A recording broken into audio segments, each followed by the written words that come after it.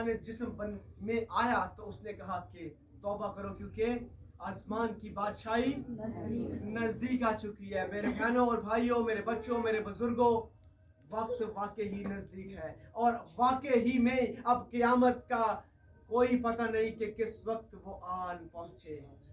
बादलों पर सवार हमारा दूल्हा, हमारा राजा, हमारा फिदिया देने वाला आ जाए तो वक्त नजदीक है और फैसले की घड़ी आन पहुंची है। हालेलुया। कितने ईमान रखते हैं कि फैसले की घड़ी आन पहुंची है? हालेलुया। अपने हाथ उठाएं, शर्माए नहीं, एक दूसरे से कहें मेरी बहन फैसले की घड़ी आन चुकी है। कहें दूसरे से फैसले की घड़ी आन पहुंची है और हमें अब फैसला करने की जरूरत है। हमें भी अब फैसला करने की जरूरत है और हमारा फैसला क्या होना चाहिए? क्या हमने जिंदगी की राहों पर जाना है कि मौत की वादी में? अब ये फैसला आपने करना है और ये फैसला करने के लिए अब वक्त कोई बचा नहीं है। इसलिए वक्त को गनीमत जानो और फैसला करो कि हमें जाना कहाँ है। हम आज भी उसी बात पर हैं कि शायद अभी हमारे पास वक्त है, हम गुनाह करते चले जाएं, आखिरी दम पे खुदा हमें माफ कर देगा। मेरे बहनों और भाइयों, कोई वक्त नहीं है। एक सेकंड का भी किसी को नहीं पता अगले पल क्या हो जाए। हट्टा कट्टा इंसान रात खाना खाकर सोता है और सुबह आंखें नहीं खुलती। खुदा माफ करे, अरे पता नहीं की हो रहा, राती चंगा भला सी, सवेरे उठिया भी नहीं। ये वो वक्त आन पहुंचा है, इसलिए फैसला करो। अगर अच्छा फैसला करोगे तो अच्छी जिंदगी मिलेगी और अगर बुरा फैसला करोगे तो मौत, बीमारियां, तंगदस्तियां, परेशानियां, लानतें, ठोकरें। एक डाकू जो खुदा के साथ सलीब पे टांग दिया गया, सारी जिंदगी वो गुनाह करता रहा, दुख पहुंचाता रहा, डाकू लुटेरे काम करता रहा, लेकिन वो जाते जाते एक अच्छा फैसला कर गया। और जब उसने फैसला किया तो कलाम मुकद्दस में लिखा है कि यीशु ने कहा तू आज ही मेरे साथ कहाँ होगा?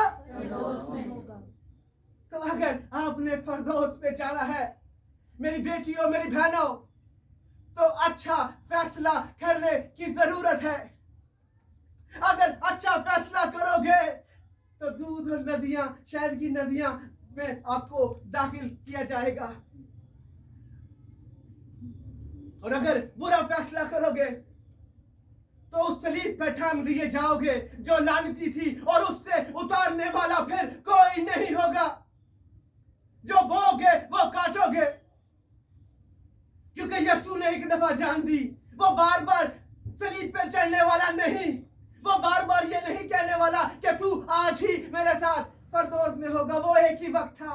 कलाम कहता है हर चीज का एक वक्त मुकर्रर है।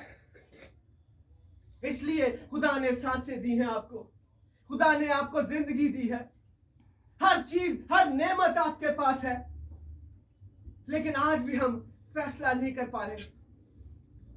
अगर हम कलाम मुकद्दस में से देखें, बहुत सारी हमें मिसालें मिलती हैं कि लोगों ने किस किस मोमेंट पे फैसले किए। पालूस ने कहां फैसला किया? उस औरत ने जिसका 12 बरस से खून जारी था, भागती रही डॉक्टरों के पास, तबीबों के पास, कहां कहां, और ऐसे लोगों को तो पाक जगह पे जाने की इजाजत भी न थी, लेकिन उसने फैसला किया, एक अच्छा फैसला।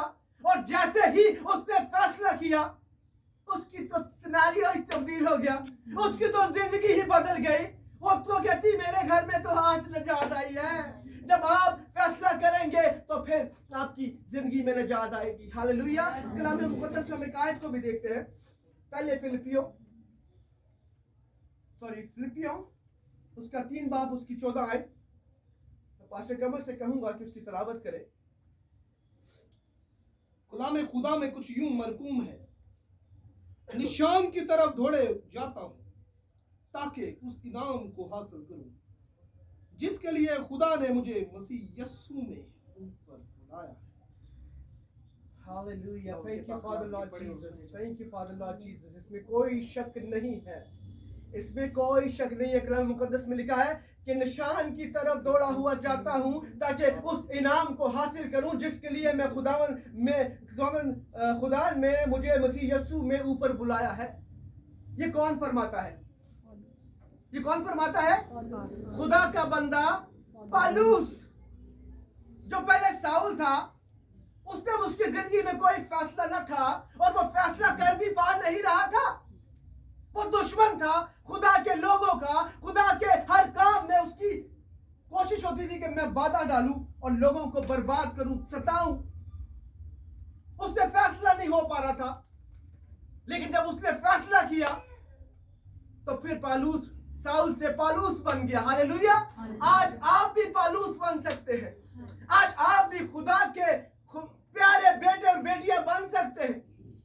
अगर आप बनेंगे तो फिर आपकी जिंदगी में खुशियां आएंगी, फिर आपकी जिंदगी में निजात आएगी। और हमारा और आपका निजात देने वाला एक ही है, यीशु। आमीन आमीन।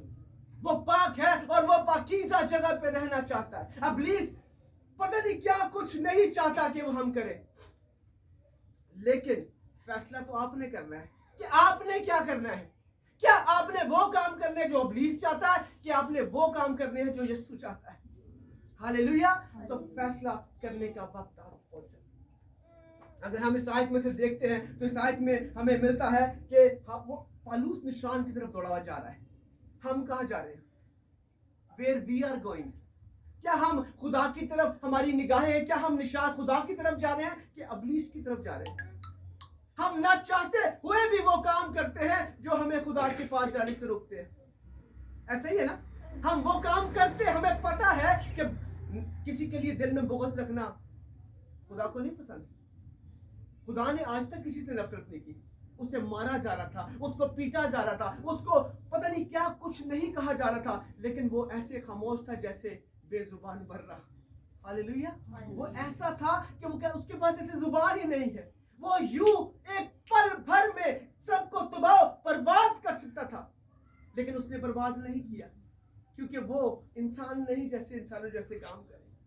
वो मोहब्बत है, वो पाकीज़ा है, वो मोहब्बत से भरा हुआ है। और वो ये चाहता है कि हम भी पाक हो जाएं, हम भी मोहब्बत से भर जाएं और उसके उन कामों को करें जैसे खुदा के सूरमा पौलुस ने किए, जैसे खुदा के सूरमा मुकद्दस मूसा ने किए, मुकद्दस दाऊद ने किए, मुकद्दस जितने भी आप खुदा के खादिम ले लेते हैं, उन्होंने जो काम किए, खुदा चाहता है कि आज हम भी वो काम करें। हालेलुया। जब हम इस स्टोरी को देखते हैं तो हमें अलीशा और एलिया की स्टोरी को भी हमें हमारे सामने आती है। बहुत सारी स्टोरीज मैं सिखाना बताता जाऊं तो टाइम गुजरता चला जाएगा, लेकिन ये रियलिटी है कि जब एलिया का शागिर्द अलीशा एक फैसला कर रहा था तो वो फैसले से हटा नहीं। उसने कहा, खुदा तेरी जान की सौगंध, खुदा की हयात की कसम, और एलिया तेरी जान की सौगंध, मैं तुझे हरगिज़ छोड़ूंगा नहीं। क्योंकि उसने फैसला कर लिया था कि वो उसके दूने मसा को हासिल करेगा और आगे बढ़ेगा। हालेलुया। हम फैसला करते हैं, एक पल में हमारा फैसला कुछ होता है और दूसरे पल में हमारा फैसला इब्लीस चुरा के ले जाता है। क्यों? क्योंकि हम ईमान पर खड़े ही नहीं है, क्योंकि हमारा ईमान इतना मजबूत है ही नहीं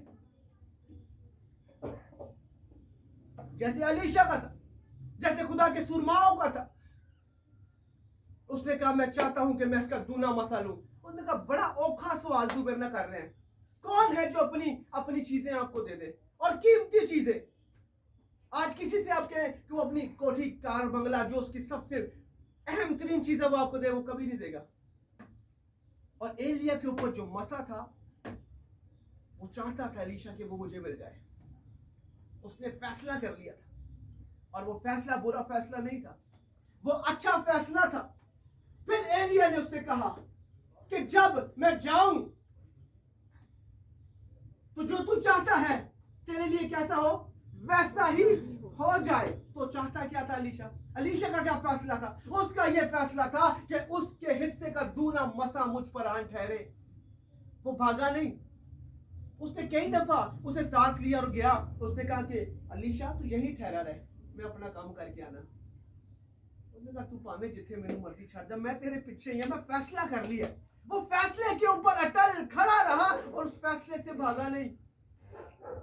उसने उस दूने मसे को हासिल करके छोड़ा। आज आपको फैसला करने की जरूरत है। आज आपको निशान की तरफ दौड़ने की जरूरत है। फैसला करें और फिर उस फैसले पर कायम रहे, उसकी तरफ दौड़ना शुरू कर दे। कुछ मिले या ना मिले, नुकसान हो या ना हो, आपने उस फैसले पर खड़े रहना है ताकि आपकी जिंदगी में बरकत आए, ताकि आपकी जिंदगी में वो बंद दरवाजे खुल जाए और इब्लीस शर्मिंदा हो। वो शर्मिंदा तभी होगा जब आप ईमान पर खड़े हो जाएंगे और अपने फैसले से दाएं या बाएं नहीं मुड़ेंगे।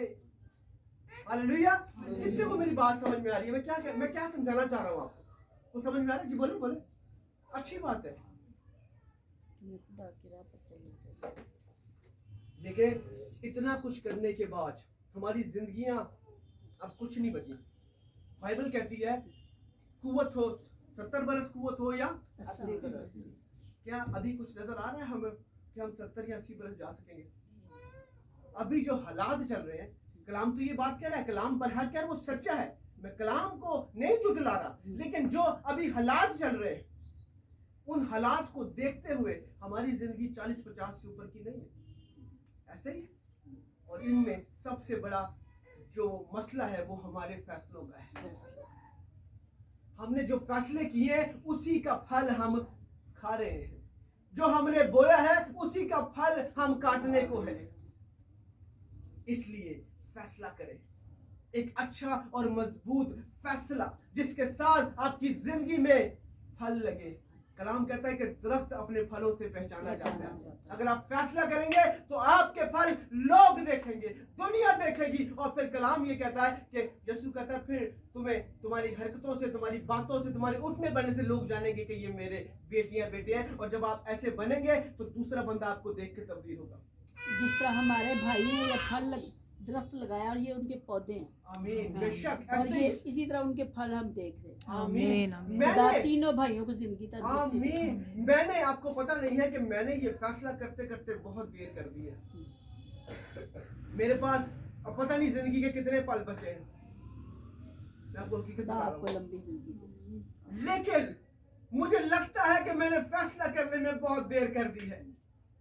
और मैं हाथ जोड़ के आप लोगों से कहता हूं कि फैसला कर लो आज कि जाना किधर है और क्या चाहिए और क्या लेना है। कलाम कहता है पहले ढूंढो तो मेरी बादशाही, तो फिर मैं तुम्हें सब कुछ इनाम में दूंगा। अपनी जिंदगी खुदा को दे और फैसला कर ले कि खुदाया आज के बाद मैं जीऊं या मरूं, इब्लीस मुझे कहीं भी क्यों ना ले जाए, तेरे कलाम को मैं पढ़ता रहूंगा, पढ़ता रहूंगी, पढ़ती रहूंगी और इस पर अमल करने वाली बनूंगी। इब्लीस मुझे खींचता है, वो मुझे कलाम पढ़ने नहीं देता, वो मुझे दुआ करने नहीं देता। लेकिन मैं कहता हूँ खुदावंद यीशु से, खुदावंद कुछ भी हो जाए, बेशक मैं उठूं या ना उठूं, बेशक मैं कलाम यहाँ पे खड़ा खड़ा गिर जाऊं, लेकिन मैं तेरे कलाम को तेरे लोगों तक डिलीवर करता रहूंगा। शायद एक जान बच जाए, अगर वो बच गई तो शायद उसके वसीला से मेरी जिंदगी के कुछ बोझ, कुछ गुनाह कम हो जाए। हालेलुया। तो अपनी सोच ऐसी बना ले और आज फैसला कर कि आज के बाद हम वो काम नहीं करेंगे जिससे मेरे यीशु का सर झुके। हमने उसका इतना सर झुकाया है कि मैं आपको बता नहीं सकता। हम जानते बूझते उसके खिलाफ गुनाह करते, हम कहते हम यीशु से डरते हैं, लेकिन हम झूठे और लुटेरे और पता नहीं क्या कुछ है। हम झूठ बोलते हैं, हम यीशु के सामने खड़े होके उसके घर में बैठ के झूठ बोल रहे होते हैं। ये रियलिटी है पुत्र, ये रियलिटी है। हमें सच्चाई पे खड़ा होने की जरूरत है और आज फैसले की जरूरत है। अब फैसले की घड़ी आन पहुंची है और आपको भी फैसला करने की जरूरत है। वो आखिरी ब्रीथ पे जैसे उसने डाकू को माफ किया, वो आज आपको भी कहेगा मेरे बेटे मेरी बेटी तू आज ही मेरे साथ फरजोस में होगा। लेकिन अगर आपने सच्चे दिल से उस फैसले को अपनी जिंदगी में कर लिया तो आपके बदन से बीमारी, दुख और परेशानी जाती रहेगी यीशु के अलकादमा के नाम से। आमीन। क्योंकि आज पाकीशा भी है।